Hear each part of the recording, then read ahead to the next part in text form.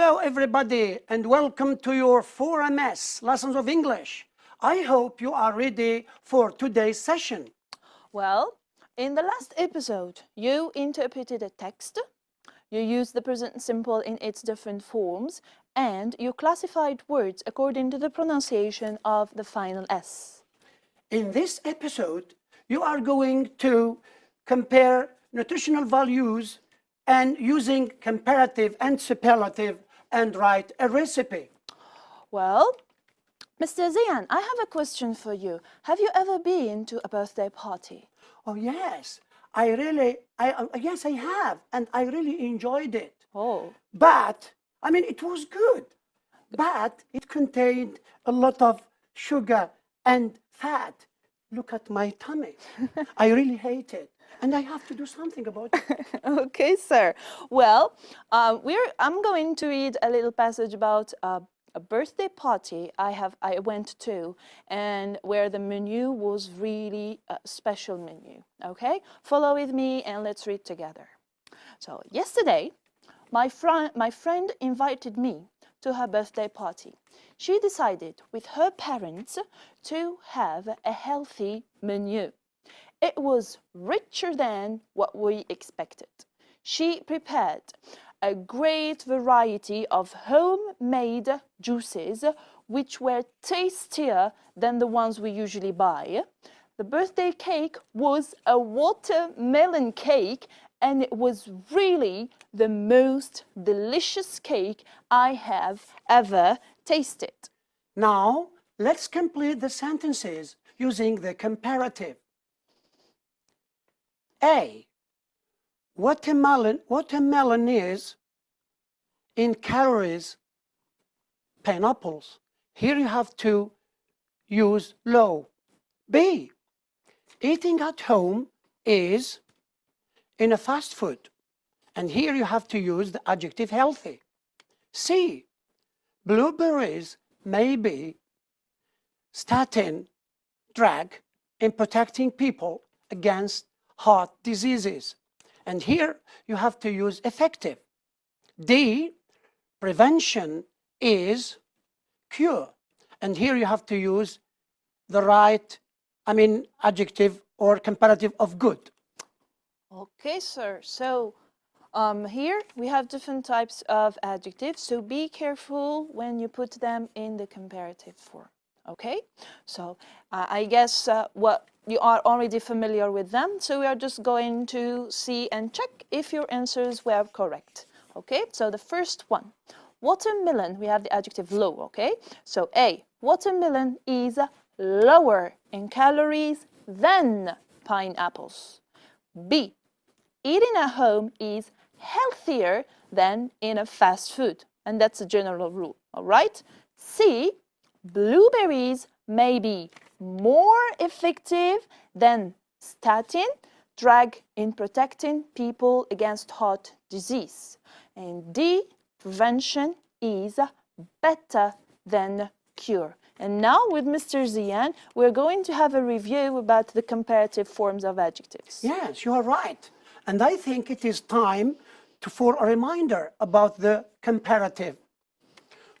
We use the comparative when we compare two people or two things. For adjectives, we have adjectives plus er plus than. Example, sweet, sweeter than. High, higher than. Low, lower than. For heavy, we have heavier than. Hot, hotter than. Big, bigger than. You have to see for long adjectives too that the rule is different. It is more plus adjective. Example, delicious, more delicious than. Intelligent, more intelligent than. Important, more important than. Okay, so for irregular adjectives, we are going only to focus on three of them: good, bad, and far. For good, we have better than. Bad, worse than. Far, farther than. Now it is time to practice using or putting the adjectives in the superlative. Watermelon in the world weighs 121.82 kilogram. Adjective is large. Number 2, juice of pomegranate is one of juices in reducing heart diseases. So here the adjective is beneficial. Number 3, apples are one of fruit. The adjective is healthy. Number 4, zinc is a mineral found in your eye. The adjective is abundant. So be careful when you put those different adjectives in the superlative form and to remember the rules you saw and practiced in the class with your teachers. Okay, shall we check the answers, Mr. Zian? Okay, let's check your answers now. Number 1, the largest watermelon in the world weighs 121.82 kilograms. Number 2, juice of pomegranate is one of the most beneficial juices in reducing heart diseases. 3, apples are one of the healthiest fruit. 4, zinc is the most abundant mineral found in your eye. Okay, so you've noticed that it is different from a long adjective to a short adjective when we put it in the superlative form. We use the superlative when we compare one person, okay, or one thing with many others, okay? It's not like in the comparative when we compare just two things or two people, all right? So with short adjective in the superlative form, you have the determiner, plus the adjective, plus est. It's important. Don't forget the before the adjective, all right? So let's see the following examples. Sweet, the sweetest. High, the highest. Low, the lowest. You see, est by the end. For the second type of adjectives, the long ones with more than 2 syllables, it is vital to put the most before the adjectives.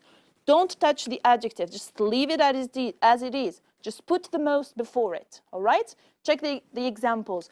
Delicious, the most delicious. Intelligent, the most intelligent. Important, the most important, okay? Make sure you don't make mistake in this when using adjective in the superlative form. In the last part, we have the famous irregular adjective that you should memorize, all right? Memorize them. So here, the adjectives, they are going to change form, okay? We don't have any rule, just need to memorize them. For the first one, good becomes the best. For the second one, bad becomes the worst. And for the last one, far, it becomes the furthest, all right? Okay, so now I think it is time to use all these food items to write something to eat. But you must know that, of course, in recipes, we've got different parts. Of course, the title of our recipe, okay? Like here we have cupcake 2. Of course, there was cupcake 1. So the first part of the recipe is the ingredients. We've got the list of the different items you will need to make your cupcake in this case, followed by the biggest or the most important part of our recipe, which is the instructions part, yeah? It's made out of instructions. The verbs are in the imperative form. And, of course, the different instructions are joined together using the sequencers. Yeah, remember this word, sequencers? We are going to see it a lot in the coming activities. Okay, I think now you have to open your books on page 22. Okay? You know what you have to do now? You are going to read the pancake recipe carefully to do the following activities. As Mr. Zian said, it's time to take your school books, page 22, and read the pancake recipe in order to do activity number 1, which is cross the wrong ingredients. Remember, guys, I said cross, I didn't say circle, okay? Understand the instruction properly, okay? Now, the first list of ingredients is 1, flour, oil, semolina. Second list, salt, baking powder, butter. The third list, cornstarch, eggs, and lemons. Remember, you're reading for specific information. Now let's check together if your answers were correct. For number 1, you have to cross semolina. For number 2, you have to cross out baking powder. For number 3, you have to cross corn starch. Now let's move to the next activity and see if you still remember how to write sentences in the imperative form. What you have here is a selection of different instructions from different recipes, okay? Not just the pancake, right? Your job is to turn those sentences from instructions starting with the personal pronouns and the modal verbs should or must, and turn them into strict, direct instructions. All right? So let's now read the sentences. Sentence A, you should first heat the pan. Sentence B, you must prepare tomato sauce before the dough. Sentence C, when couscous is ready, you serve it to your guests. Okay? For sentence A, it will be heat the pan. For sentence B, it will become prepare the tomato sauce. For sentence C, it becomes serve couscous to your guests. Now let's see with Mr. Zian a little reminder about the imperative form of verbs. Let's see here an example. The imperative is the base form of the verb. Mix the ingredients slowly. Cook the cake for 25 minutes. The negative is do not plus the base form. Don't mix the ingredients slowly. Don't cook the cake for 25 minutes. Exactly.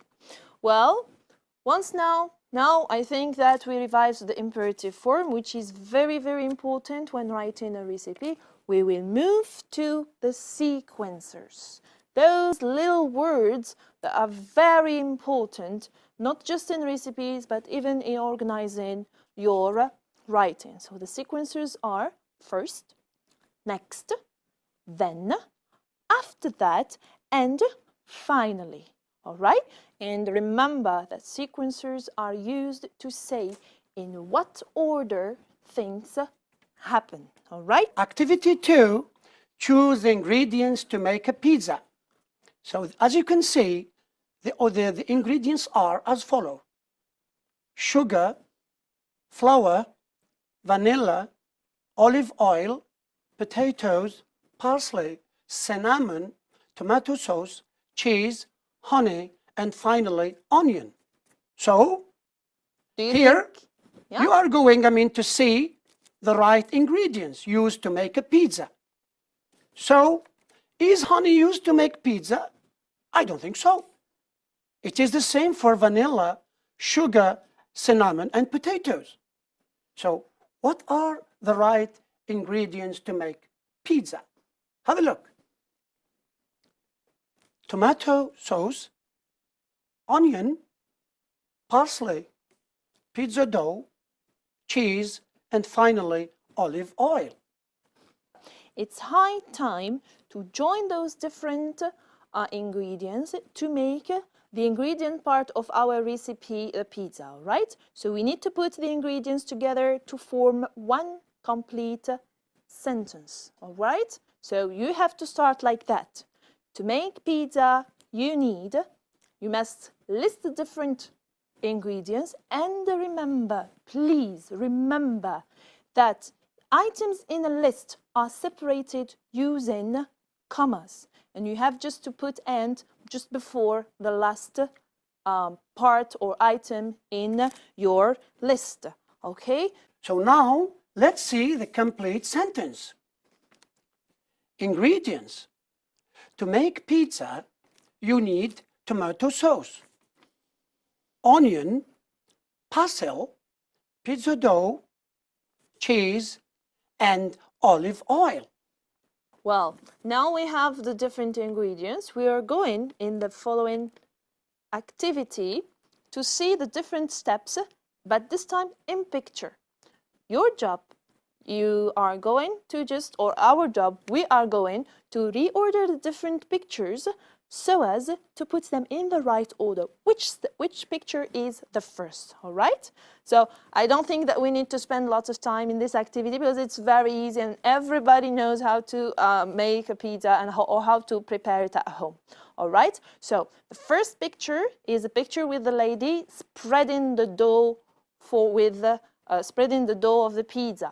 And then we have the second picture where we spread or we put a tomato sauce and spread it all over the surface. And of course, then we have the third picture where we need to sprinkle the cheese, basil, or if you want, parsley.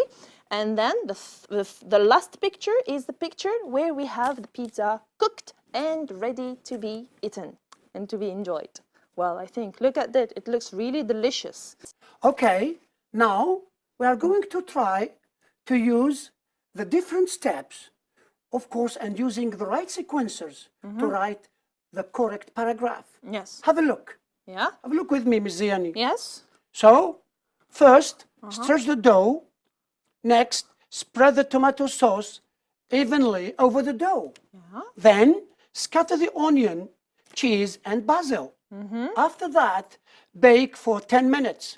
Finally, serve with extra olive oil. Yeah, I hope these activities that we did today together will help you get ready for your BOM exam and achieve good results in your exam. So I think, Ms. Ziani, that it's time to say them goodbye and goodbye. see you next So, see you next time. episode. Take care. Take care.